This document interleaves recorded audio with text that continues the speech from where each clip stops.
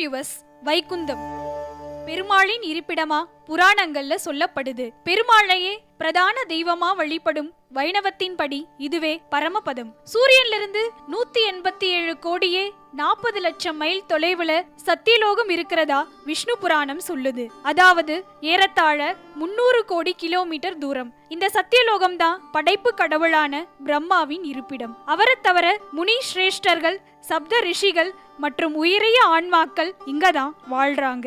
எப்பவும் வேதாந்த சத்சங்கம் நடக்கும் இந்த சத்தியலோகம் தவத்திற்கும் துறவிற்கும் பேர் போனது. இப்படிப்பட்ட இந்த சத்தியலோகத்திலிருந்து 209 கோடியே 60 லட்சம் மைல் தொலைவுல வைகுந்தம் இருக்கிறதா புராணங்கள் சொல்லுது. ஆக மொத்தம் சூரியனிலிருந்து ஏறத்தாழ 400 கோடி மைல் தொலைவுல வைகுந்தம் இருக்கு. இந்த வைகுந்தத்துல நினைச்சத உடனே தரும் கற்பக விருட்ச காடுகளும் பல அபூர்வ தெய்வீக மலர்களும் இப்பவும் இருக்காம். மேலும் வித்தியாசமான தேவ விமானங்களால எப்பவும் சூழப்பட்டதா இருக்கும் வைகுந்தத்தின் நிறம் நீலமாம். மஞ்சள் நிற உடையும் தாமரை மலர் போன்ற கண்களும் விஷ்ணு பகவானை போலவே 4 கைகளும் கொண்ட உயர்ந்த ஆன்மாக்கள் வைகுந்தத்துல வாழ்றாங்களாம். சதா சர்வ காலமும் பெருமாளையே நினைச்சு பக்தி, பஜனை, ஜெபம், பூஜை போன்றவற்றை செய்யறவங்க இறுதியில உயிரை துறந்து இந்த வைகுந்த லோகத்துக்கு வந்து அவராகவே மாறிடுறாங்களாம். எப்பவும் இளமையோட திகழ்ற இவங்க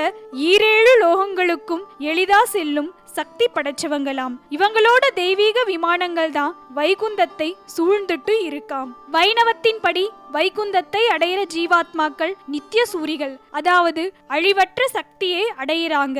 இவங்க இறைவனோட இரண்டரை கலக்காம அவருக்கு பக்கத்திலேயே தொண்டு செய்துகிட்டும் பாடல் பாடிட்டும் இருப்பாங்களாம். தெற்கு நோக்கி வீற்றிருந்த கோலத்துல இறைவன் பரமபத நாதனாகவும் இறைவி பெரிய பிராட்டியாகவும் வைகுண்டத்துல இருக்காங்களாம். இங்க ஓடும் புனித தீர்த்தம் விரஜா நதி, அதாவது ஐரமத புஷ்கரினினும் பேர் பெறுதாம். நித்தமும் வைகுந்தத்துல ஒருவர் அடையும் இன்பத்திற்கும் நலத்திற்கும் அளவே இல்ல.